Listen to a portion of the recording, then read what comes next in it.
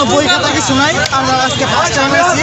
পরীক্ষা ভালো হয়, আমাদের পরীক্ষা কখনো খারাপ হয় না, খারাপ হওয়ার কোনো চান্সও নাই আমাদের। আজকে ফার্স্ট টাইম তো হাতে নিচ্ছি।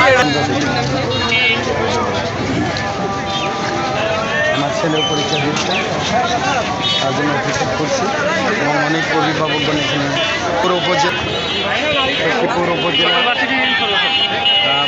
ভবিষ্যৎ যুবদলের একটা জায়গায় আল্লাহ নিবে, এটা আশা রাখি আমরা।